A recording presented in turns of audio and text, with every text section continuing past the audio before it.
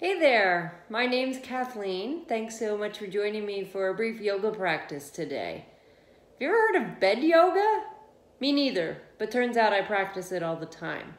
I was recently reading some tips on managing stress and bed yoga was one of them.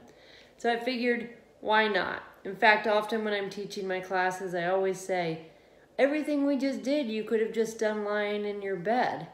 So yoga can be a whole lot of things. It's definitely good for us. It doesn't always have to be strenuous, for sure. Some of us might even be familiar with sleep yoga.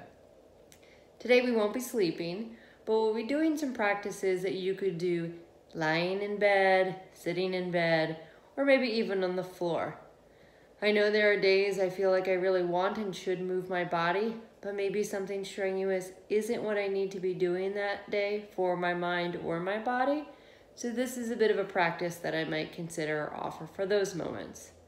You don't need a whole lot of yoga props. I have my pillows with me today. So feel free to take a moment, maybe some pillows from the couch or pillows from the bed. Just grab yourself. I would suggest grabbing two, because what we'll do is we'll start seated. So for those of us who are a little less flexible, we'll want to sit on two pillows. For the sake of the height of the camera, I'm just going to sit on one pillow today. And what it does is it gives our hips a little height so we don't have to hold our back up so much. So just take a moment to come to seated and maybe join me with 3 relaxing sighs. Taking a nice deep breath in. Letting it go. Let's do 2 more. Breath in.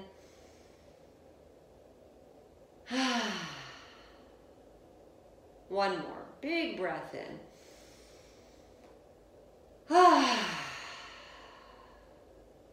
So even just that could be a good practice. But let's add on to it a little bit. So sitting up on some kind of height, bringing hands to the front of the knees, and we'll do our seated cat-cow stretch. So as we inhale, lifting through the heart, maybe even looking up, so we're arching the spine forward. And as we exhale, rounding the spine, dropping the chin to the chest. Let's do a few more. Inhaling to rock the spine forward and up. And exhaling to round the spine, chin to chest. 2 more. Breath in. And breath out. 1 more. Breath in. And breath out. Coming back to center. Might feel nice to roll the shoulders a few times. You can always do more or less of whatever I'm suggesting. Find out what feels really good for you.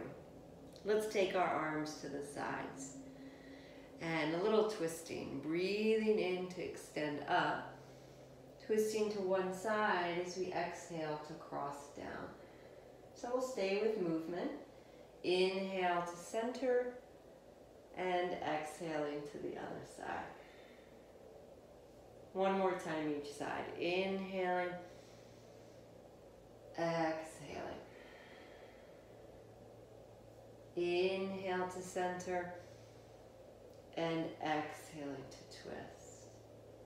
Let's just come back to center for a moment, breathing in.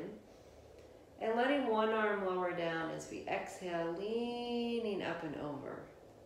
So we'll take a few breaths here, a few things to note. It doesn't matter how far we lean for it to be effective. Sometimes less is more. Thinking of lifting as we lean.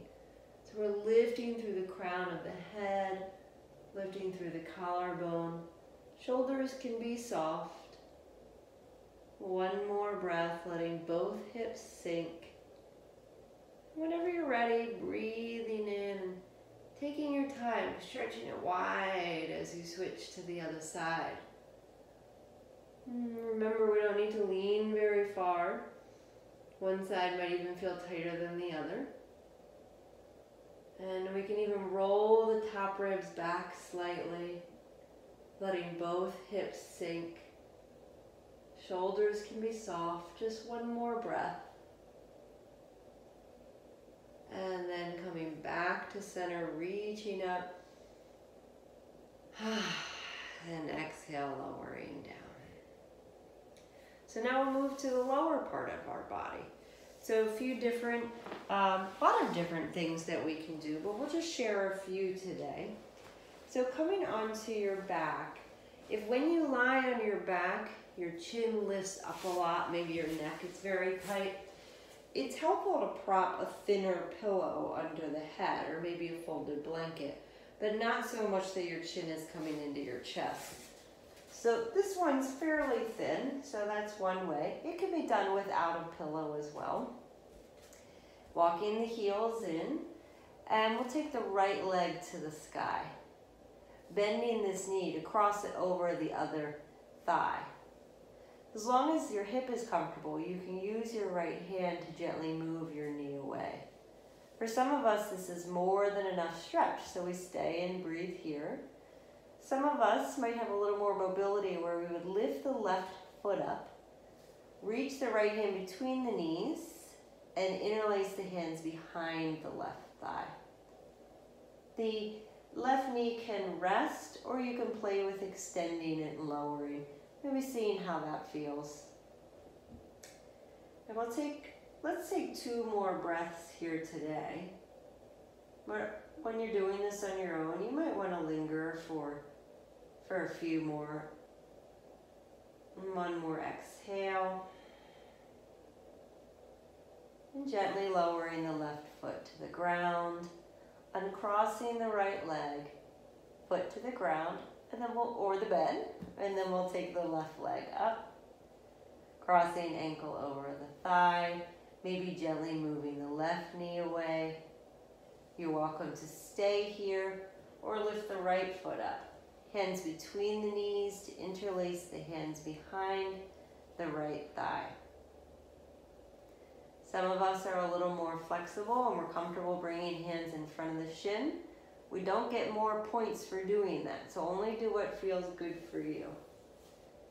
And we'll take 2 more breaths here. In, breath out, breath in, and breath out. And then lowering the foot, uncrossing the leg. It might feel nice to rock the knees a little from side to side. Then being careful to roll onto one side to press yourself back up to seated. So if you're familiar with a full pigeon pose or full-ish pigeon pose, that's one version of it. So you could always supplement, kind of switch that one out for a deeper hip stretch if that's safe for you.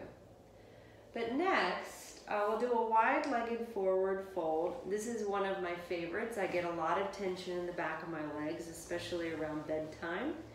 But it's not easy for everybody. So for those of us that are a little tighter, especially in our hamstrings, you can sit on 1 or 2 pillows as we take the legs out.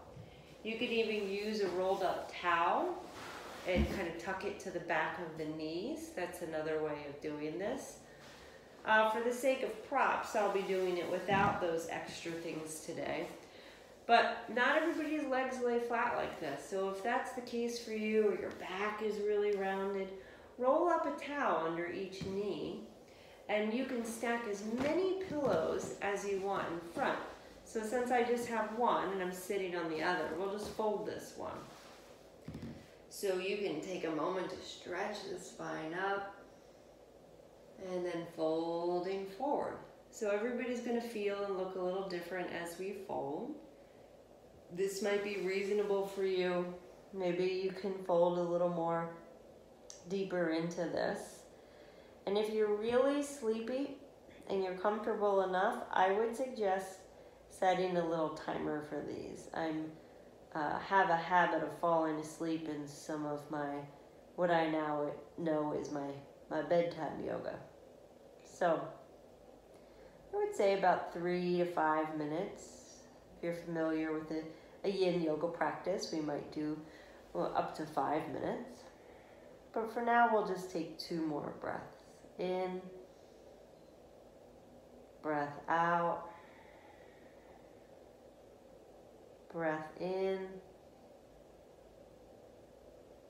And breath out.